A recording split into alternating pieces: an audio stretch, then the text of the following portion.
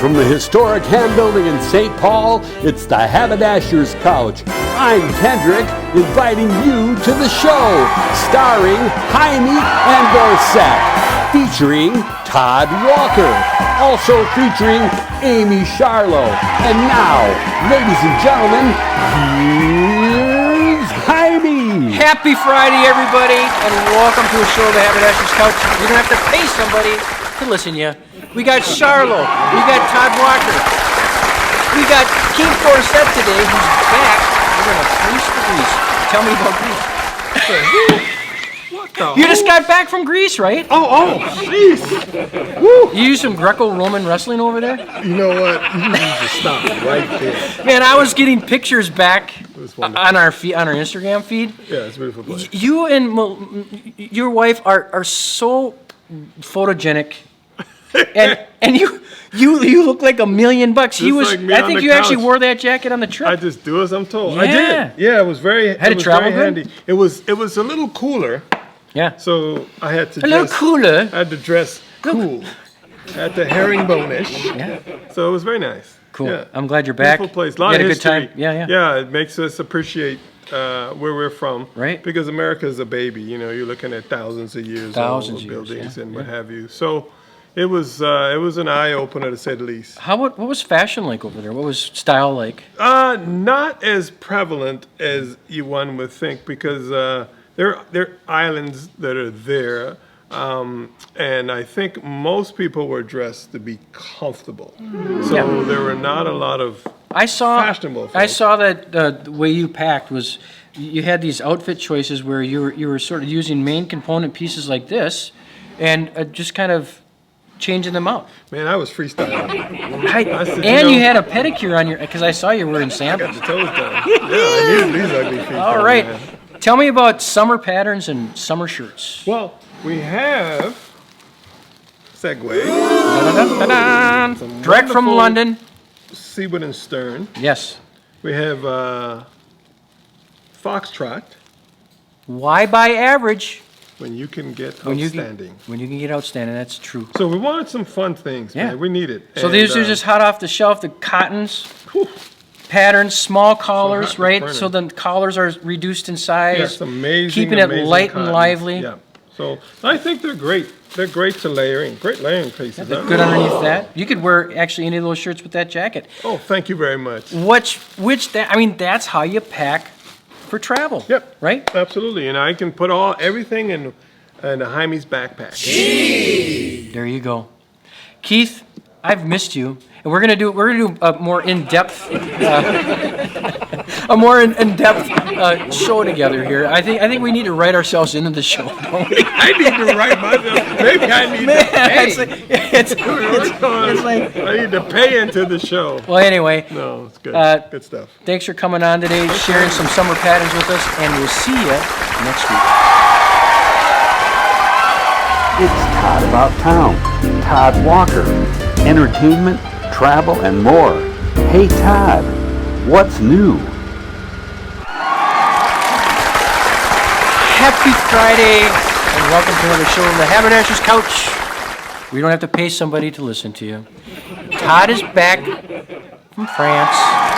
Once again, Todd gets to go explore the world. I should explain my appearance and my drooping face right now. I just came from the dentist where I went for a 1-hour appointment. It turned out to be just over 2 hours to replace a filling and Novocaine, and they like resting their forearm on the top of your head. It seems like You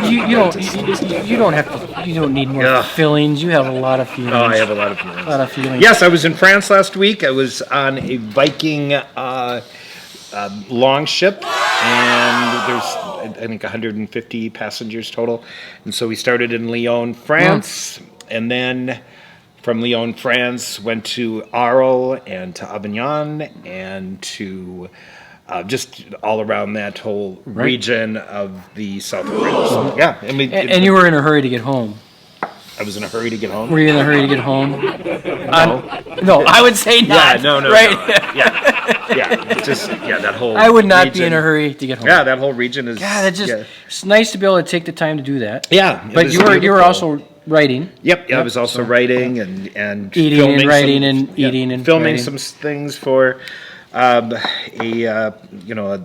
guy that needed some content, and then I'm home this week, and then I have one more trip, and I'm flying actually this weekend to Milwaukee, and then from Milwaukee I'm going on an expedition ship. And expedition ships have about just like 350 people, and it's called the Viking 𝐂𝐸𝐴𝐻𝐻, and it's really geared for people that want to be very active, like I'll be doing kayaking, being a Zodiac, and they have expedition or special operation boats that go out like into the backwaters. I've explained that to you before, and so it's very active. So I go up through Lake Superior, and then I'll end up in Thunder Bay. So I'll be gone a week, and then I'll come back and I'll tell you all about that. So it should be great. I mean, it'll be a lot of hiking and a lot of. I look forward to it. We'll have to do some really great coverage on that picture-wise. Yep. I'll be sending you pictures also from France. So maybe when I come back, we can talk about both of them. This weekend, I can't even believe the grand old days are here again. Everything is happening in St. Paul this weekend. It is St. Paul is it's not. I'm not saying this just because I'm a St. Paul guy, and here we are in the heart of the city, right here at the best haberdashery in the country.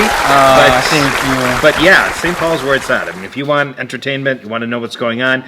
Yes, Grand Old Day has been on. It's not days; it's one day, so it's Grand Old Day. So I have to correct you there because I've been corrected many times on air saying Grand Old Days. It's Grand Old Day, and it is happening as it always has on Grand Avenue. It took a 2 or 3 year hiatus, and everything is back. They're doing a run in the morning. They're doing a parade. There'll be different beer gardens, and in the beer gardens, if you buy your wristband in advance, it is $10, but if you buy it at the door, it's $15 to go in the beer gardens, and there'll be stages with activations all the way up and down Grand, and so it's going to be, they're really pulling out the stops and doing it like they had in previous years. What's did they just start the car show part of that, or was that always in there? A couple of years they did have a car show, but they're bringing that as part of it too. So it should be fun. I'm hoping that it's well attended, and that turns into be a profitable thing again. The St. Anthony Park Arts Festival. It's funny. Every year it gets rained out. Really? Yeah. But I don't think we're scheduled for rain this weekend. So. Oh no, it's supposed to be nice all weekend long. So nice little event. Yeah, this is St. Anthony Park. This is on Saturday, so we've kind of got you programmed all weekend long, but I tried to separate it into what's happening Saturday. So obviously Sunday is Grand Old Day, and Saturday is the St. Anthony Park Arts Festival.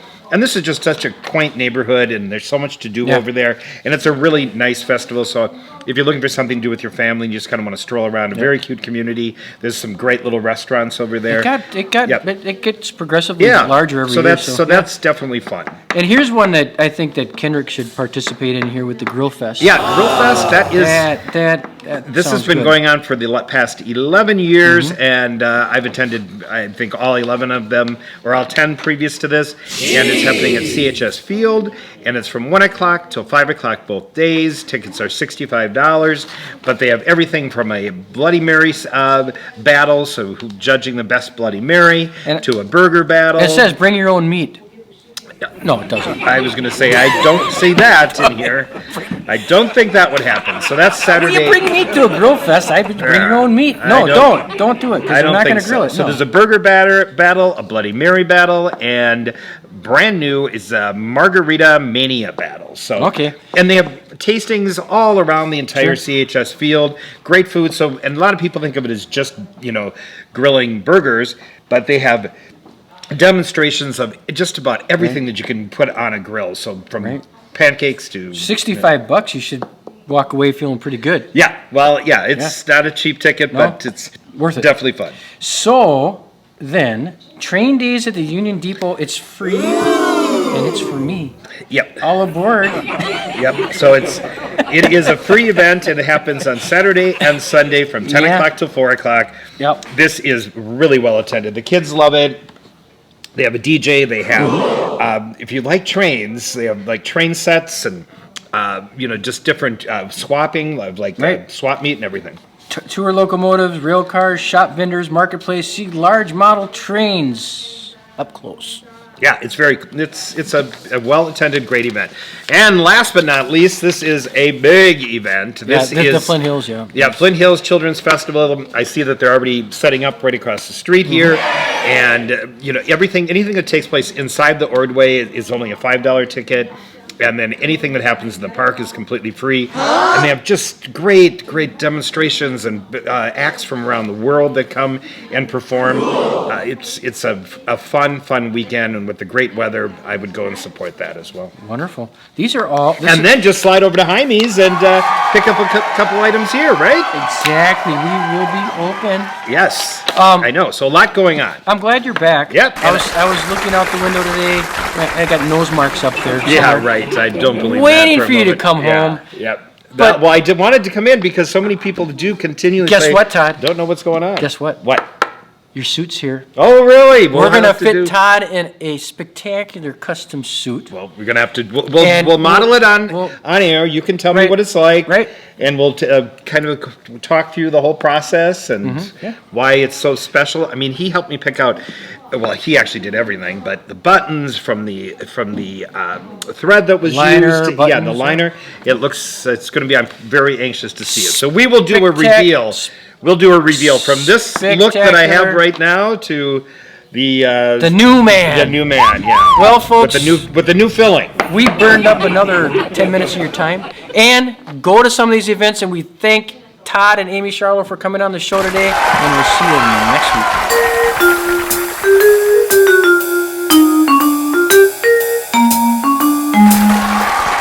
Hello, this is Amye the Hypnotist here at beautiful Jaime's Haberdashery, and this is Coffee Talk. Today we're going to talk about urban myths. What makes a great urban legend? Well, first of all, you need a great title. Second of all, you need some sort of a mystery around it. And thirdly, you need a great grain of truth to it all. One of my favorites is the Bermuda Triangle. And while ships have been disappearing in that area since the 1880s, it wasn't until 1945 that we really got a mystery in that area. 5 Navy bombers on a training mission completely disappeared. They left behind some mysterious messages like they could only see white and the sea had turned green, but they disappeared completely. And even more curious, one of the rescue planes with a flight of 13 that went to look for them, they disappeared too. And then we started the legend of all of the mystery disappearances of planes and boats in the Bermuda Triangle. And it started to become called the Bermuda Triangle in 1964 when Argosy magazine published an article called The Deadly Bermuda Triangle. And it just took the world's imagination by storm. And pretty soon all kinds of authors were writing about it, and they were actually writing about the triangle in so many different areas that some of them even stretched out to Ireland. So when you start looking at it scientifically, really no more vehicles disappear in that area than in any other part of the ocean. So there really isn't a mystery, but that thought, that idea, that little gem of curiosity that we have as human beings connected with a really fun piece of jargon like the Bermuda Triangle, or sometimes called the Devil's Triangle, can really capture our imagination. And that is what makes urban myths so much fun. They are our modern storytelling, and I suspect we are going to have even more in the future. So next time you hear a curious story, you might want to pass it on with a really great title, because you could be starting the next great myth. And this is Coffee Talk.